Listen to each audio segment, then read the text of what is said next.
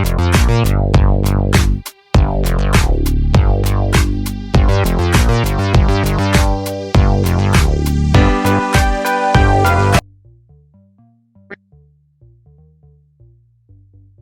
hello family, it is your boy Optimist Sniper.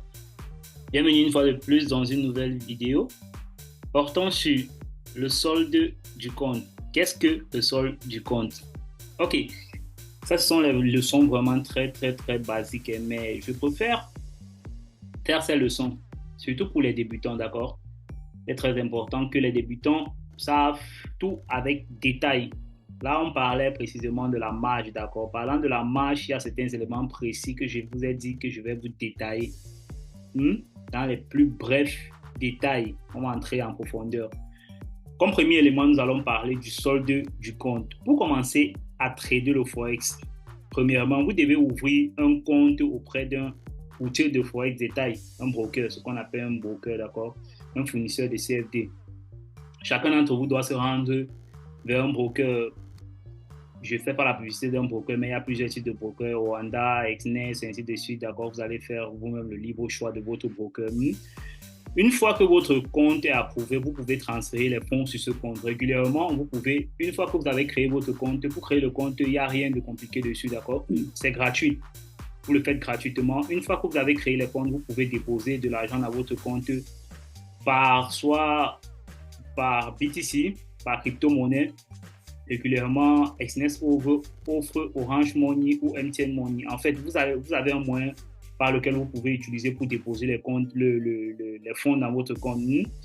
Ce nouveau compte ne devait être financé qu'avec un capital risque, d'accord? C'est-à-dire l'argent que vous êtes prêt à perdre, surtout pour vous les débutants. Quand on vous donne des conseils, soyez très attentifs à ces conseils, les gars, d'accord? Si vous êtes débutant et que vous êtes en train de financer votre premier compte de trading, je préfère que vous le faites avec un argent que vous êtes prêt à perdre parce que vous allez perdre cet argent. Sans toutefois vous mentir, vous allez perdre cet argent. Donc, restez vous-même, réfléchissez quelle est la somme que je suis prêt à perdre pour pouvoir gagner un peu de connaissances, d'accord, pour pouvoir évoluer dans mon processus de trading. Quelle somme je suis prêt à perdre. Lorsque vous allez décider sur cette somme, vous allez vers votre broker et vous déposez cette somme. Ok. Le solde du compte ou simplement solde, d'accord? C'est le solde de départ de votre compte. Ça, c'est le solde de départ de votre compte. Donc, c'est la balance de votre compte, la balance actuelle que vous allez voir. Je vais vous montrer un peu une petite capture d'écran, d'accord? Une petite capture d'écran pour que vous puissiez comprendre, pour que vous puissiez voir de quoi il s'agit. Allons-y, partager un peu le télégramme ici. Allons-y un peu partager ça. OK. Quand on parle du solde du compte, voilà de quoi on parle. Le solde, ce qui est écrit ici, solde. Voilà ça, c'est le solde de votre compte. Sans qu'une position ne soit ouverte, d'accord? Là, c'est un compte démo vierge, d'accord? Il n'y a aucune position ouverte. Voici le solde de votre compte. Ce qui est toujours écrit ici en haut, solde, 9 397 $. C'est l'argent que vous avez déposé dans votre compte, d'accord? C'est le solde de votre compte. OK. Essayons de revenir à nos moutons. Revenons à nos moutons. OK, on continue. En gros, comme je viens d'expliquer, le solde du compte, c'est le cash qui est présent sur votre compte. C'est l'argent que vous avez déposé en espèces. Vous avez par exemple déposé, c'est pas $50, $100, $1000 en fonction de ce que vous avez décidé que vous êtes prêt à perdre, d'accord? Si vous déposez $1000, votre solde du compte sera de $1000. Si vous déposez $50, le solde de votre compte sera de $50, d'accord? Si vous entrez dans une transaction, par exemple, si vous prenez un trade, d'accord?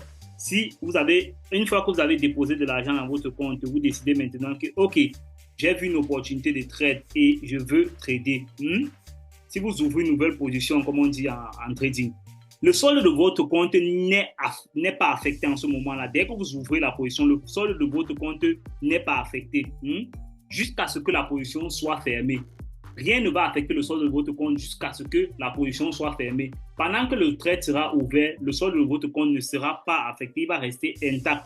Cela signifie que le solde ne changera que de ces trois manières suivantes. Je vais vous donner les trois manières selon lesquelles votre solde peut changer. La première manière, Réduisons un peu ça. Lorsque vous ajoutez plus de fonds à votre compte, lorsque vous faites encore un autre dépôt, lorsque vous ajoutez, lorsque vous ajoutez plus de fonds à votre compte, plus de fonds à votre compte. Voilà la première manière dont votre compte, votre solde peut changer. Lorsque vous ajoutez plus de fonds à votre compte. La deuxième manière que votre compte peut, votre solde peut changer, le solde de votre compte, solde ou balance, d'accord? Si vous suivez, on dit solde ou on dit balance, la balance de votre compte, c'est la même chose. C'est de la même chose qu'on est en train de parler.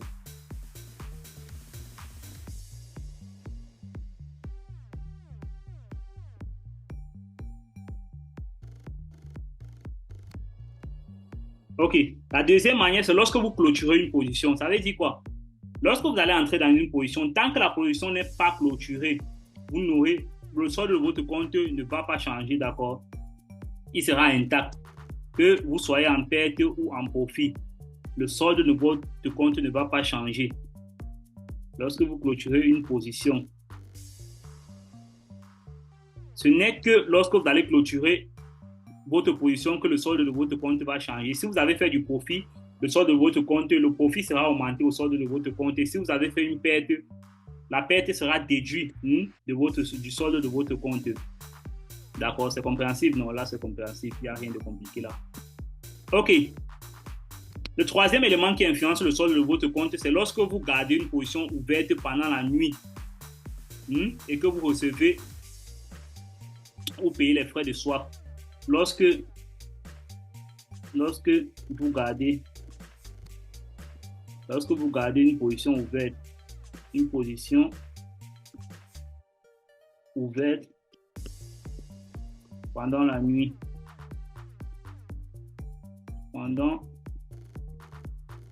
d'accord, et que vous recevez ou vous payez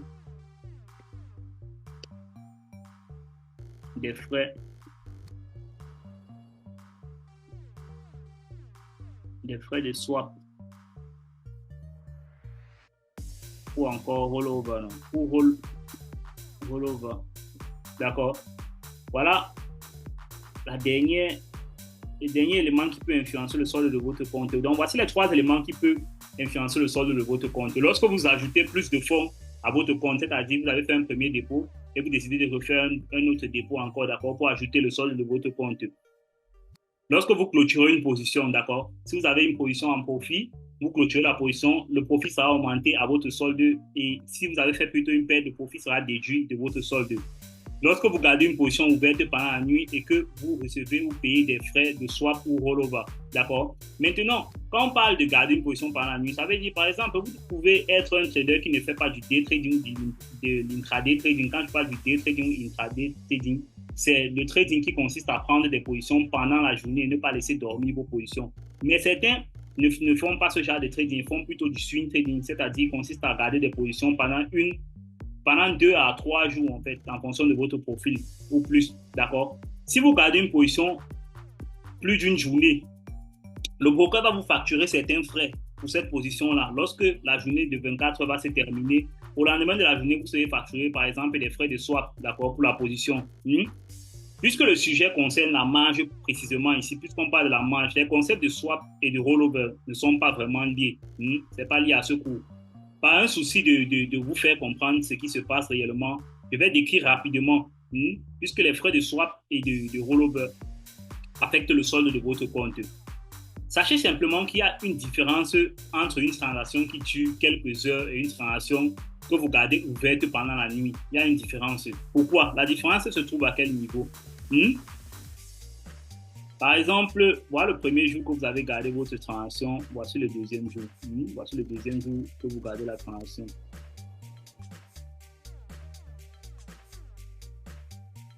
OK. Ça, c'est votre position ouverte. Ça, c'est votre position ouverte ici, là.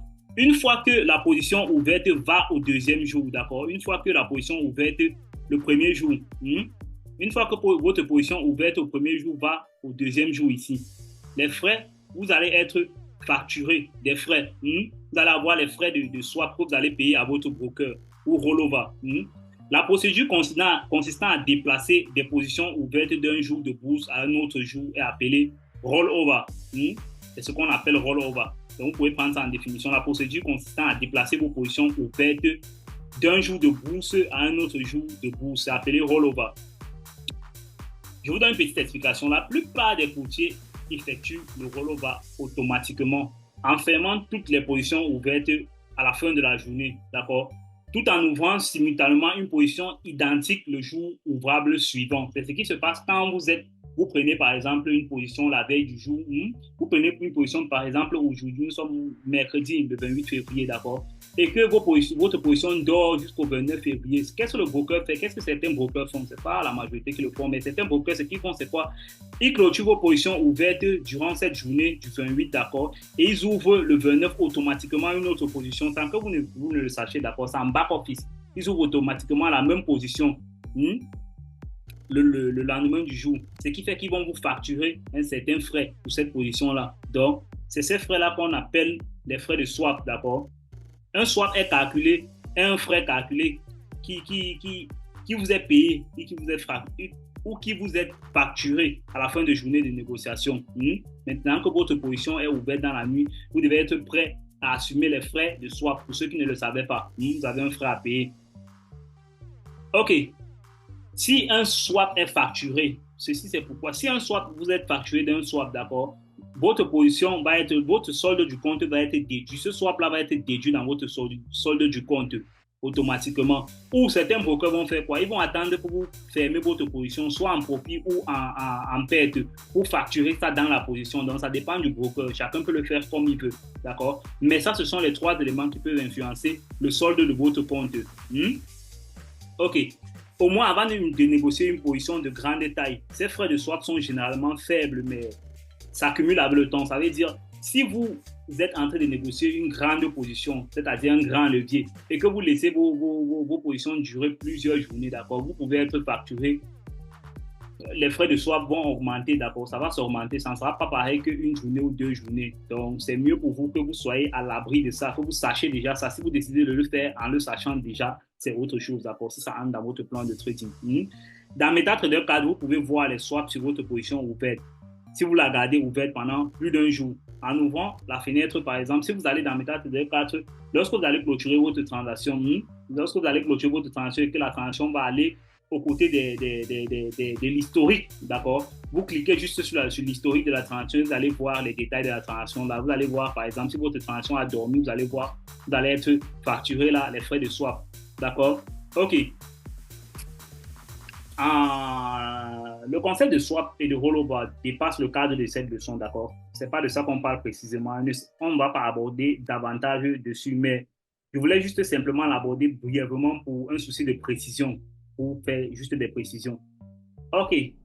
Parlant du solde du compte, maintenant que nous savons ce que signifie le solde du compte, dans la prochaine leçon, nous allons passer sur la compréhension des concepts de PNL non réalisé et de PNL réalisé, comment ils affectent votre compte, d'accord?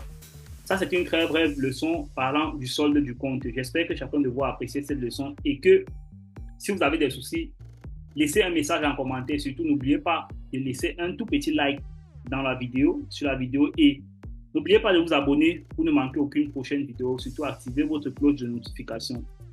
It was your mentor, Optimist Sniper.